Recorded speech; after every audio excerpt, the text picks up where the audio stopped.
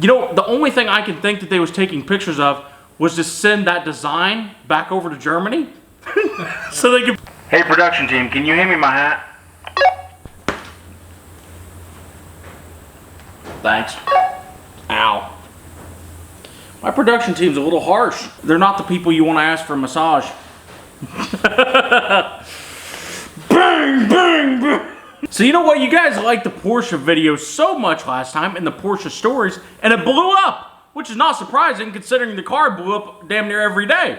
So let's tell a couple more stories about it. Now I want to clarify one thing. The Porsche owners came out with their pitchforks in stride. And you know what? I don't think they was particularly happy with Mr. Westen. I'm sorry. You're probably not going to like this story either. But they did leave a few comments. And you know what? They're so funny that I've got to read at least one. And I think I found the funniest one to read. Now let's see here. Oh, here it is. An American truck owner complaining about that Porsche is unreliable. This is like McDonald's complaining about Whole Foods being unhealthy. Yeah. Let me say something, and I'll just leave it at this. That truck, that $800 one, has 300,000 miles. Never seen a Porsche with 300,000 miles. And you know what? If somebody could afford to drive a Porsche 300,000 miles, then that is either one really rich guy or one really broke guy because he gave all of his money to Porsche. Obviously, my mother did not learn her lesson with her Porsche Cayenne because she decided to double down. And she decided that she wanted a two-door black convertible. And after a little bit of searching, she found her one. She found a black two-door Porsche Boxster. Take in mind, this car was almost brand new when she found it. And needless to say, she bought this thing from Bob Moore out of Oklahoma City. And I went with her to look at this car. I think they remembered me. You know what? I bet you they'd have cut her even a better deal if we drove the $800 truck up there. Hey, would you take this in on trade? Anyway, probably not. This car, like I said, it was a black Porsche Boxster. It had the tan interior, 5-speed manual, Boxster-esque convertible. This car was gorgeous. It was amazing to drive. This thing was fast as hell.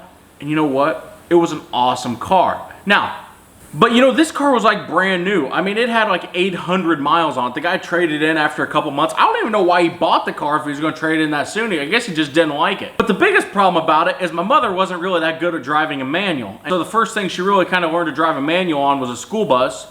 And then she's like, I can drive a school bus, so let me drive this Porsche. Needless to say, it wasn't a real easy start. But once she got going, she was good. So, for a while, it was a good car. But that while ended up being very short time, actually. You know, it seems like I think Porsches have a timer on them that as soon as they get out of warranty, it goes ding, ding, ding, and then it breaks something. Like they install a gremlin underneath there, like I don't know. I don't know how it works. But Porsche, you've got this thing figured out. And you know what? There's a box up my ass. It's really making me... But after a while, it started breaking down on her and started giving her issue. It was to the point that this thing was at the shop longer than it was at our house for about a year. Now, she was going to Wichita one day, and the thing blew off the exhaust manifold. Something happened, the exhaust fell off of it. And she called me, and as always, I'm in my old cheap truck, but I was in an even cheaper truck at this time. The transmission had went out of the $800 one. So I had a $400 truck I was driving at this time. And this truck was known to be actually better than the $800 one. It was a GMC, it had a vet bed on it, and the vet that had it had hit a cow with it. So the front end was smushed in a little bit, the grill was kind of gone, and it had a vet body on the back. So this thing looked interesting, at least. So she calls me, she's like, hey, this thing's smoking, I think it's trying to burn something underneath and the exhaust sounds weird. I'm like, well, shut it off. You don't want to burn anything up on the car. I'll come and pull you to Schofield in Wichita. I'm like, all right. So we go up there and I hook a tow strap to it and we flat tow it on up to Schofield. And we get on up there, and obviously Schofield's a lot like Bob Moore in Oklahoma City. There's no way to go around the building. You just got to go through the service bay because, you know, obviously they want you to feel good as your Porsche is getting serviced and all that good jazz. Where's your sparkling water? need it. My Porsche broke down. Anyway, so the door's open. I'm like, all right, I've done this before. So I just roll on in there. Now, take in mind, this truck was pretty quiet. It had a stock exhaust on it, and it was a massive sight to be seen because this thing was the definition of a turd. I mean, you look up turd car or turd truck in the dictionary, there's a picture of this truck beside it. Yeah, you know what? I don't think you can make a truck look worse than this truck did because, like I said, the vet that used to drive it hit a cow with it. It's a 1992 3/4 ton GMC pickup with the front clip smashed in, the radiators held in by baling wire, it didn't have no shroud, there was no grill, the hood was bent, and the hood was held down by the ratchet strap. Actually, I forgot about that. Hold on. Why don't we just tell them what was good about it, actually? It run. And you won't even believe this. The air conditioner worked. This is the big thing with Westen. The air conditioner worked. The air conditioner's got to work on all my junkers. If the air conditioner don't work, it's junk. So, I'm not even joking. You can't even make this kind of stuff up. This truck was just feeling jealous or outdone by the $800 truck making such a good show at Bob Moore that it wanted to make a show of its own. So I pull in there and, you know, they kind of look at the cars and one of the guys that's standing there kind of laughs at it. He's like, I've never seen anything pulled in by something quite of this scale before. I'm like, yeah, that's a pretty good looking pickup, isn't it? He's like, yeah, that's a pretty good looking something. Anyway, I go to fire the truck up and I fire it up. And it blows the goddamn heater hose off of it, and steam is everywhere, just right on top of the exhaust manifold. Roof, steam out both fenders, out the hood. It's pouring antifreeze on their beautiful tile floor. And I'm sitting there thinking, oh, God. Can I get some of that sparkling water now? I might need to put it in my radiator.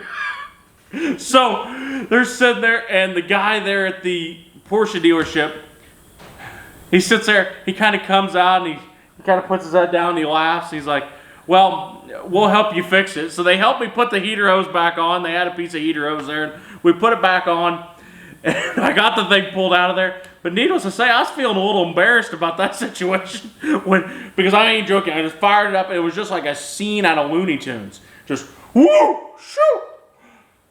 Freaking steam on both sides, antifreeze all over the floor.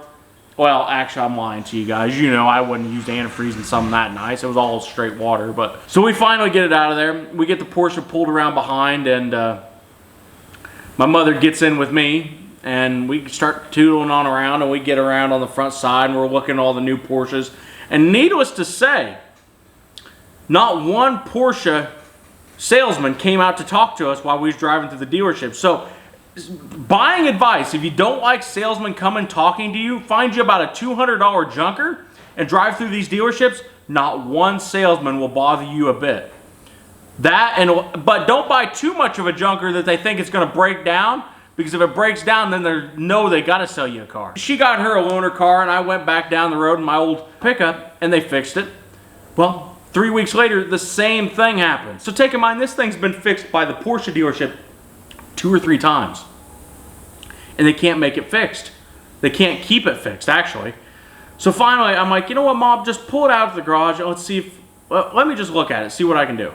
We pulled it out of the garage. This thing sounds horrible after the third time that it's blown the exhaust off of it. I'm like, all right, whatever. We get it jacked up, and I get underneath there, and it's blown both of the studs out of the exhaust manifold on the flange, so the flange ain't held together no more. I'm like, well, I know how I'd fix this if it was a $400 truck. A couple of Harbor Freight C-clamps and we'd call it a day.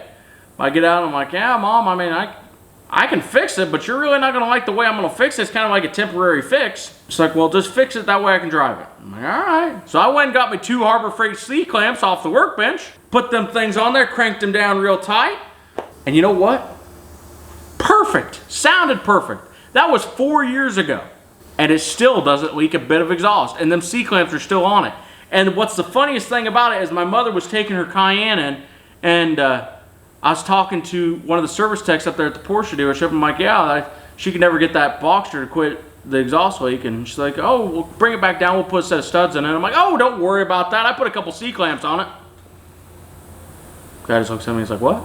Wait, what'd you do? I put some C-clamps on it. C-clamps? Yeah, you know, like C-clamps, the stuff you hold like welding projects together with.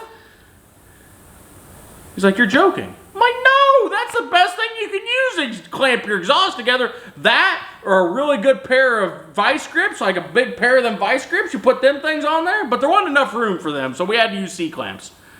He did not believe me until my mother brought that Boxster back in for something else. And she told me later on that the techs were out there, had it up on the lift, taking pictures of the C-clamps on the exhaust. I guess, you know, the only thing I can think that they was taking pictures of was to send that design back over to Germany so they could figure out how to fix the Porsche exhaust. I like to imagine that the first technician from down there, Bob Moore, somehow transferred to Wichita, and then in comes a black Porsche Boxster, and it's up on the lift, and he walks underneath there, and you're like, oh my God, the rednecks have got a hold of this one too. It probably didn't happen, but it would have been funny though. Let's just say it did. Yeah, see, just like it happened. Make sure you leave a like down below on this video. That tells YouTube that we're good guys and that other people should watch us. Obviously, if you guys are new here, make sure you subscribe.